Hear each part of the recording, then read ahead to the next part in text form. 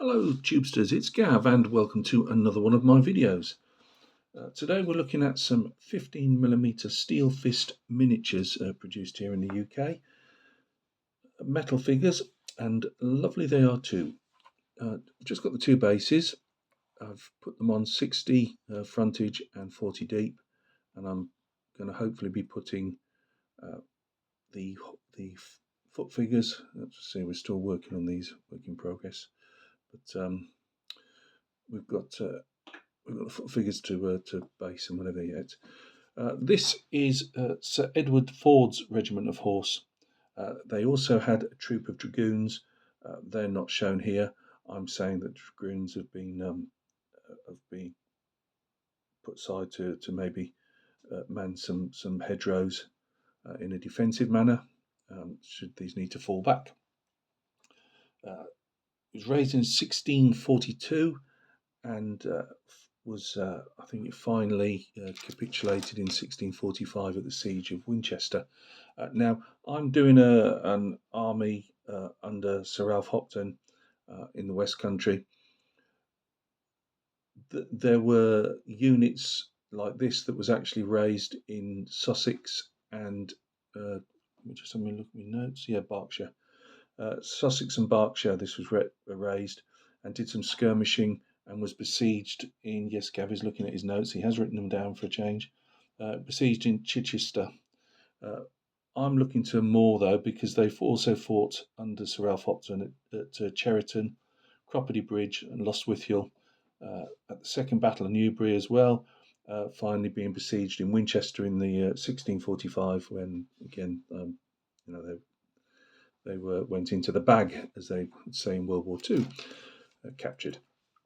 So lovely figures. I've done them on. I thought I'd do them on some treacherous terrain for cavalry. As we can see, slightly boggy marsh plants and some rocks. I mean, it's ideal cavalry country, isn't it?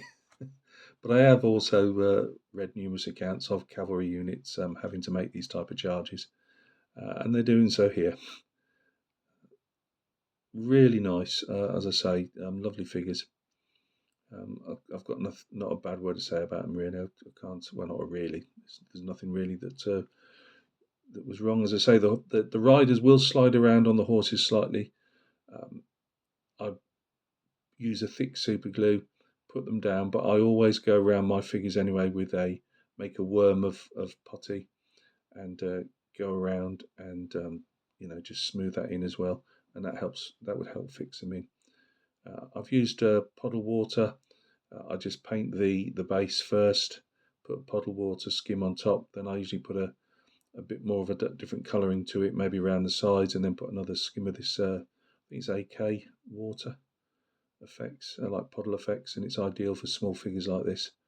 It's ideal for making puddles with 1 in 35s, which is what I think it originally was produced for. These are all in buff coats. I said before, you can make the I didn't on this, and I kicked myself really, although these were just some test figures. They would often wear these as jerkins as well as full buff leather coats, so you could just as easily, to give some difference, you could paint the arms in different cloth colours if you so wished. Yeah, I really enjoyed doing these. So that's the one. There's no colours, as in colour for the colours. So I've just painted this green. I've given it a loose rendition of an arm holding a crown up.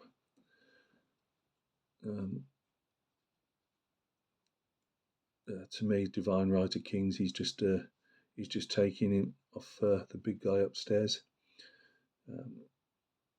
King Charles believed he was the set by God as divine ruler on earth, and that's what half the Civil War was about, really. A lot of other things as well, but he was very obstinate in that, and which is probably why he ended up losing his head. Couldn't compromise, poor bloke. Anyway, lovely. I will get some more of these. Lovely to do. It was Simon that put me onto the 60mm frontage, and I've just squeezed them on a 40mm deep base. So thanks, Simon. I appreciate that, because I was, if you remember, going to mount these on a large base. Well, all of them on the same large bases, but I think this works. I'm quite happy with that. You see them together. I've put some photographs at the end. The camera does sometimes bleach things out with the overhead light. Yeah, nice. So next figures, I'll get these. I've left them on the milk box tops just because they were easier to hold.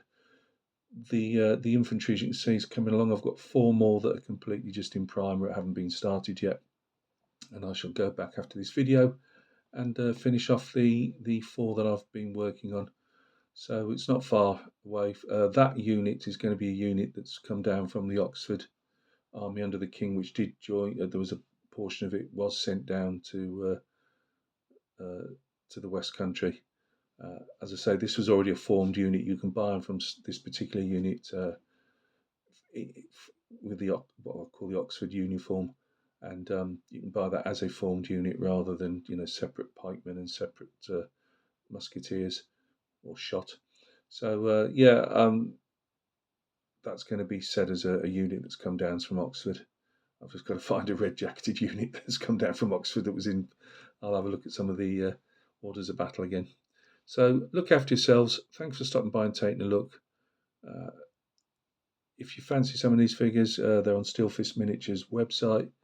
I've no connection to them whatsoever. I buy my figures off them. I'm not giving in to them, so the opinion's my own.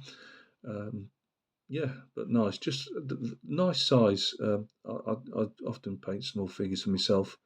I tend to put the larger ones for other people, but small figures are, I quite enjoy painting those. So yeah, highly recommended. Look after yourselves. Thanks for stopping by and taking a look, and we'll catch each other soon on another video.